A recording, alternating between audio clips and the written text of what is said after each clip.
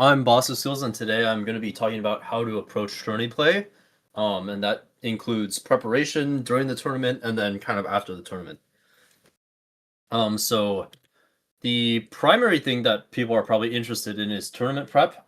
This is like something that I think is very different from playing TFT in general, and like a lot of people just don't really understand how to approach this, or it's like a very scary sounding term, I would say. Where in reality, it's just a lot of it kind of comes down to thinking a little bit differently when you're playing through your games and like thinking specifically how they pertain to tournaments. So the things I'm going to be going through for tournament prep are how to determine comps, like what comp you're playing, what comps you're planning to play. Scouting match history, like is it important, is it non-important, when is it important, when is it not important, that sort of thing. Building a comp pool, so sort of like planning out what comps you're willing to play from what spots. Um, Comfort or best spot. So this is more so when you're in games. A lot of times when you're picking lines, you have to decide between do you want to play the line that you're most comfortable or like the line that would be the best from your spot, right? If played by, the AI TFT supercomputer. And then kind of going into high roll versus low roll game plans.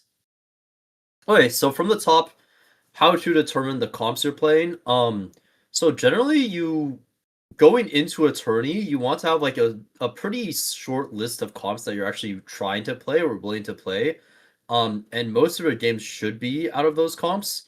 Right. There will be some patches where like the game is perfectly balanced or really, really well balanced, and that list will be a little bit wider. But generally speaking, most tourney patches, there's going to be like 2 or 3 kind of S or A tier comps in the game, and everything else is going to be very situational, right? So you generally want to have like an idea of like one AD comp, one AP comp, right? And then you kind of just build from there, right? So like the baseline is generally your 4-2 level 8 comps is where you start, and then yeah, one AD comp, one AP comp, so that you have like some sort of normal tempo game plan, right? So some sort of mid roll or high roll tempo, like you slammed AD items, you slammed a Rage Blade, you slammed whatever. This is what I'm going to try and play, right? And then after you kind of like that's like the foundation of how you should structure a comp pool, and then after that you kind of go into like the common the common and strong situational comps, right? So common as in like you will find yourself in a situation to play it a lot. So for example, this isn't I would say this patch there aren't as many, but I guess something like Arbiter or like Leona 3 tempo would be a spot that's like very common but is not super strong. Right. It's not like some sort of broken artifact combo or some sort of broken augment combo. It's just like if you don't get Leona Prince, you can't play Leona Print, right? So I would say things like that. Zaya to a lesser extent. I do think that like the Stargazer is not as important if you have a really good spot. So I wouldn't say that's like a as much of a conditional comp as it used to be. And then the strong conditions, which are like spats or artifacts usually. So a lot of times this will be like game warping artifacts like Dawn Core or Silver Mirror, or when Mountain Lulu with Horizon was in the game, right? Like Horizon Focus. And then the spats on this patch, for example, would be like Darkstar and Space Groove, where they like the comps are really, really broken or they're really, really strong, and you're playing for like a top two as soon as you kind of opt into them. You just have to understand a little bit of like how to play the spot and how to execute. Right. And then after that, you kind of go down the tier list a little bit more into like um basically bailout spots, right? Like what kind of comps you want to play when your spot sucks. Right. So you generally want to have like a bailout AD and a bailout AP comp. And a lot of times these actually lean more towards reroll. Due to the nature of if you don't have as many resources, you want to try and stabilize earlier and not have to essentially play like a level 8 game where you just don't have the money or you don't have the HP or the setup to do so. Um, so most of the time, these like kind of secondary comps or I guess tertiary comps turn into like reroll or some sort of like lose streak level 8 comp that's stable enough on 1 star units, and a lot of times these are also pretty conditional, right? Like a lot of the rerolls are conditional. A lot of the level 8 stuff is conditional on stuff like calc loss, right? Or stuff like expedition, stuff that will kind of spike you later into the game. But I wouldn't really call them conditional, right? And again, this is like a very it doesn't really have to be as structured. The only thing that I would say is like important in this structure is that you kind of have like a win streak plan and a loss streak plan, and then like an AD comp and an AP comp, right? Or what you end up playing if you have to slam like AD items or AP items to streak. Um, and then the second part, this is actually something that I think people debate a lot, like how useful this is, at least in like the kind of people who prepare for tournaments, like whether it makes sense or whether it's useful at all to scout match history. And the answer kind of just boils down to it depends. Generally, like in these theoretical unicorn patches where the game is perfectly balanced, it's not super important to scout match history because there will be wide enough lines that you can kind of guess and play into uncontested lines when you're offered them, right? If there are like 20 different lines you can play, you generally don't have to worry as much about playing contested. But on lines where there's like two S tier comps and everything else is trash, which is quite a lot of tournament patches, it actually is pretty important to scout people's match history to figure out like what lines they're opting into more often than not, and then try and figure out like how contested they're willing to play, their success playing it contested, so that you have an idea of like what lines you can expect them to play, right? When there's like two or three lines viable, it's really really important to figure out like, is this going to be a three-way Corki contest? Is this going to be a three-way Yi contest? Stuff like that, kind of early on, so that once you identify like, oh, this guy's in a spot to play Yi, and their match history is 2020 Yi and they're averaging at 2.5, it's like, oh, they're going to play Yi for sure, right? Versus if you don't actually know anything about their match history, a lot of times like a Yi and a Corki spot can look very similar, especially if they have stuff like GS or DB slammed and they're just kind of playing around like neutral AD holders like Talon, Briar, Caitlyn, stuff that can kind of go into both. So scouting matchups is very important in narrow metas and less important in wide metas. Is basically what it comes down to. But it's also not something that's super high up on like the priority list of stuff you should do to prepare for a tournament.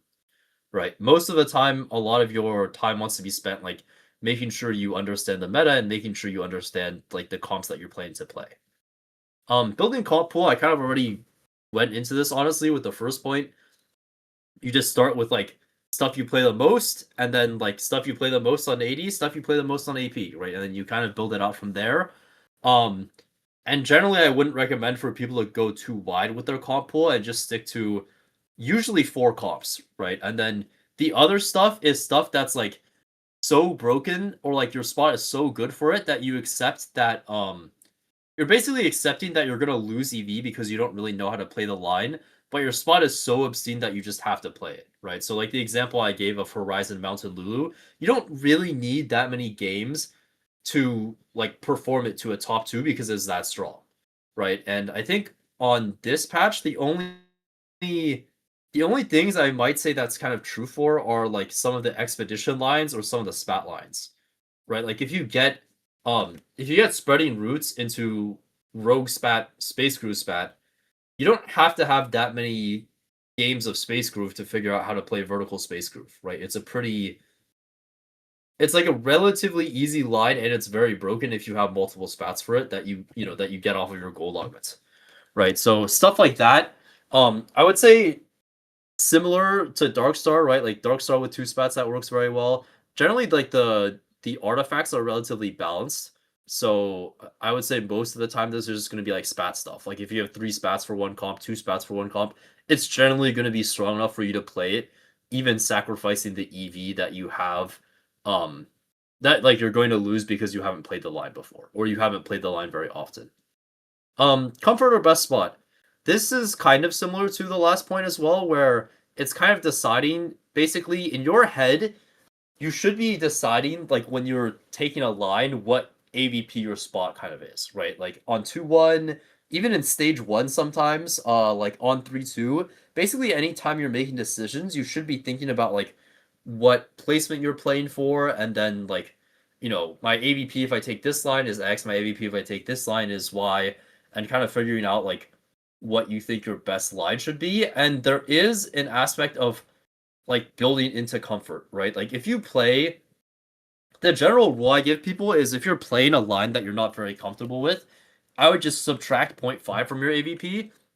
And then it's a very complex line, I would just subtract like a full one, right? So like if you have a mediocre spot to play Corki and you've played Corki a million times versus like a decent like a slightly better spot to play AP Flex, and you don't really have experience playing AP Flex on this set or on this patch, um, like I would just recommend to play Corki because you're probably going to do better on Corki and there's a lot less variance.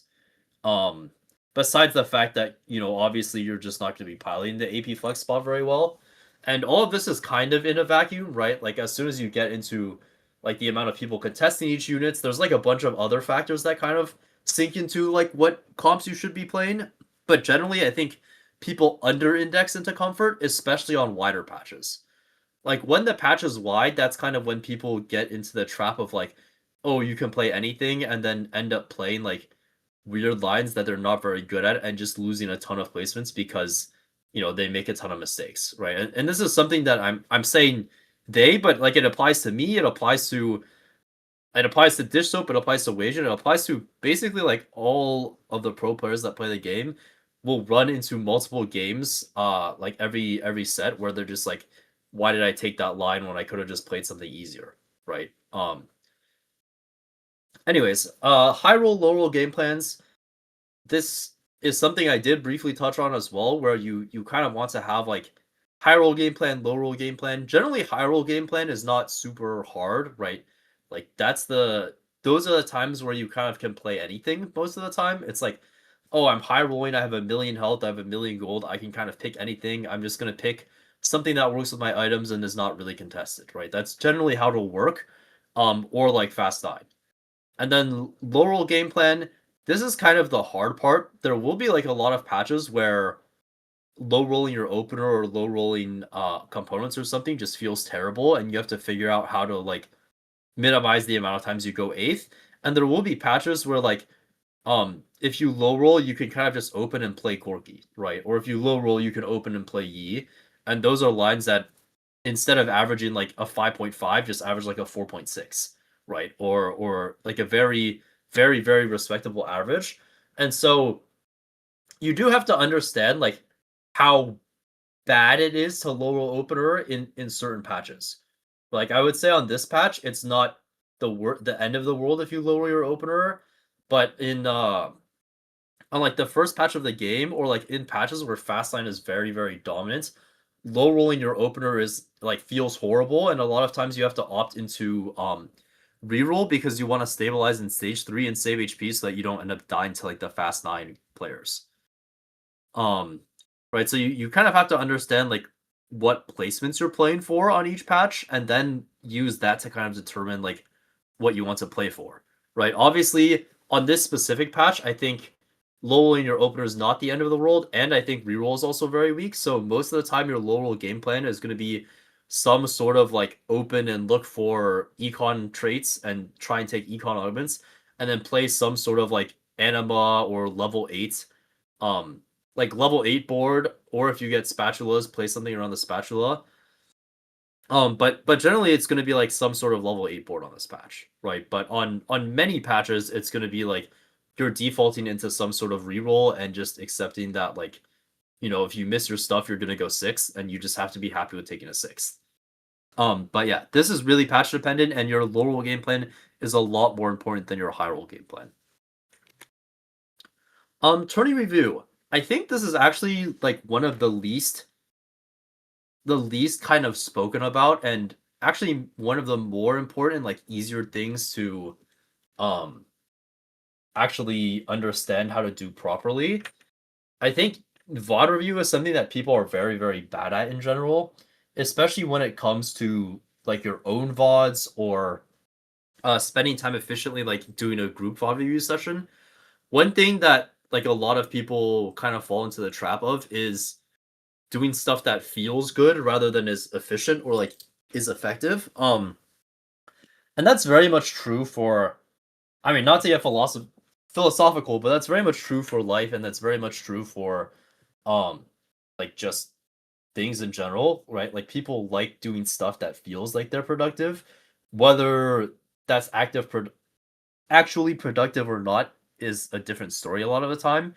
And the way this applies to TFT is a lot of people kind of just sit in VOD review and just like watch through everything, right? And this is like, oh, you spent 3 hours VOD reviewing, like you did so much work, quote unquote, like you spent 2 hours VOD reviewing. But in reality, it's kind of just lazy. Like just sitting there watching through your replays is not super efficient. And like for the most part, you just have like too much junk volume, right? If you have infinite time, that's completely fine to just like watch all of your replays, watch all of your friends' replays, watch your entire study group's replays. But realistically, like you're gonna burn out doing that, and you're just gonna be wasting a bunch of time. So generally, what you should be doing is there should be spots where you remember like something went wrong or you felt lost or whatever, and you should go look at those spots first, and then you should look at like the augments and carousels, right? Augments, carousels, roll down timings, stuff like that, and then kind of just looking at boards. Right, so like after your 4-2 roll down, like on 4-5, you kind of just look at your board and it's like, if you're not playing like a very solved board, a lot of the time you can think about like, hey, what's my strongest here? Like, what should I be playing for? Um, Obviously, if you're playing a solved board like Corki or Yi or Zaya, there isn't really a lot of debate a lot of time about that. But yeah, this is mainly for stuff when you're playing like AP Flex or you're playing stuff with spats or like a lot of like the weird Primordian slash Challenger reroll stuff has like a lot of unsolved kind of ideas about like what's stronger at what point, right? Those are the things to kind of look for, and you just want to spend like less time, looking at neutral rounds, like looking at uh, just like watching you fight people in like 2-1 after augment, 2-2, 2-3 stuff like that. Generally, just isn't very important, and so you should be skipping through a lot of that in your review and just getting to like the important stuff. Um, and then things to actually look for. So generally, things to look for are spots where, like, in your head, again, you should be evaluating like what your AVPs are from certain spots. And you should be looking for the spots where you have like the biggest delta between what you think your AVP should have been and what you actually placed. Right. So like those are the VODs you should be looking at the most, and then trying to figure out like why, something went wrong or why something went right, and figuring out what exactly happened to cause that.